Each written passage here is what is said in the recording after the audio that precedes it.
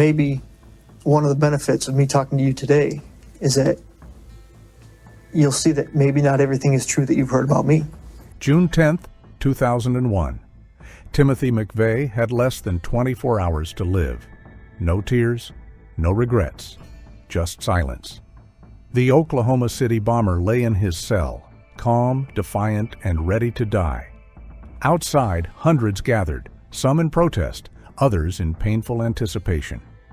But inside those cold concrete walls, McVeigh's countdown had already begun. I believe that they came in with preconceived notions, and that in the back of their minds, their minds were made up.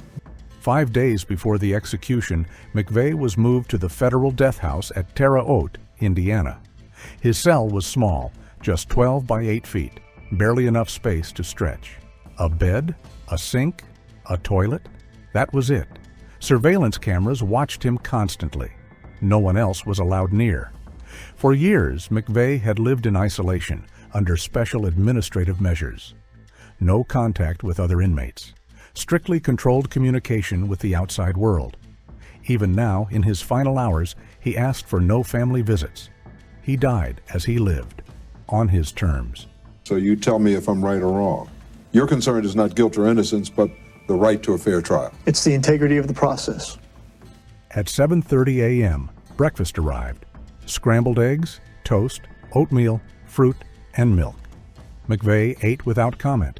It was a standard prison breakfast, but he had always followed routines with military precision. Decisive, disciplined, detached. By 8:30, he was permitted a shower. After that, he sat quietly in his cell. The hours ticked by, slow and deliberate. He requested only 3 items: a dictionary, the Declaration of Independence, and Meditations by Marcus Aurelius. A man preparing for death by rereading the philosophy of resilience and self-mastery. At 10 a.m., his attorneys arrived, Rob Nye and Nathan Chambers. There were no frantic last-minute appeals, no legal drama. They simply went over the final protocol. McVeigh knew exactly what was coming. He welcomed it. There are many options. Is violence an acceptable option? If government is the teacher, violence would be an acceptable option. He saw his execution not as defeat, but as fulfillment. To the public, McVeigh was a terrorist, the man responsible for killing 168 people in the 1995 Oklahoma City bombing. Among them were children, 19 of them. Infants in a daycare center were vaporized by the blast. But to McVeigh, he was a soldier. He called the bombing a counterattack for what happened at Waco and Ruby Ridge. In his mind, the government had declared war first, and he was simply returning fire. I think, like everyone else, I thought it was a tragic event.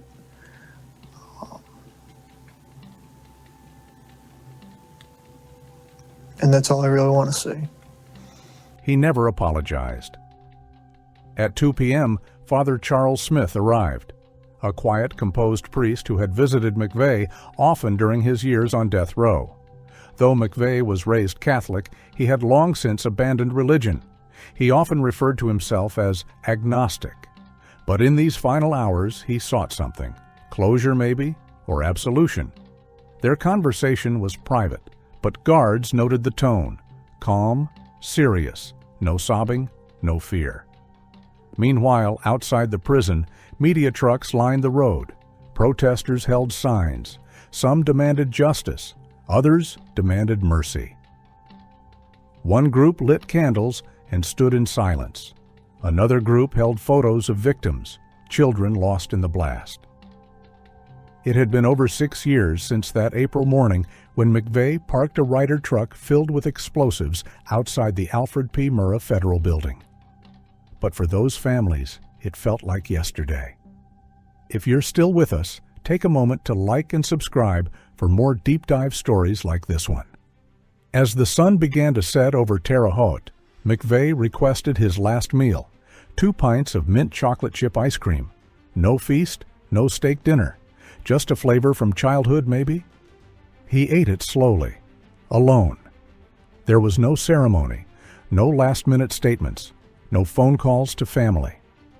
He didn't even glance at the television mounted above his cell door. Instead, he went back to bed. Tim not only killed my family, but basically he injured his own family to the point where they will be grieving for the rest of their lives also.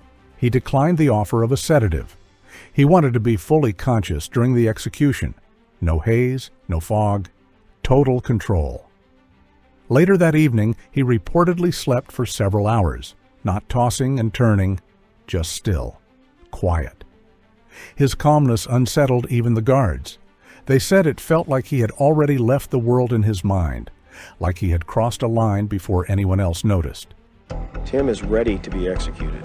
That was part of the decision when he made his waived his first round of appeals, because the existence that he has is not one that he likes. He spends 23 hours a day in a small cell and only 1 hour a day out. At 4 a.m., June 11th, McVeigh was awakened, this time for the last time. He showered, dressed in the standard beige prison uniform, then waited. The guards moved carefully, every step rehearsed. The atmosphere was heavy. The silence became unbearable. By 6:45 a.m., McVeigh was escorted from his cell. The walk was short but final. 2 guards flanked him, no cuffs, just footsteps echoing off concrete, each one closer to the gurney. Inside the execution chamber, the air was cold, sterile, bright lights, white walls, no shadows, just the gurney at the center of the room. McVeigh lay down without resistance. His arms and legs were strapped in. An IV line was already placed. No struggle, no words. Witnesses were seated behind the glass window, members of the press, federal officials, and over 10 family members of bombing victims.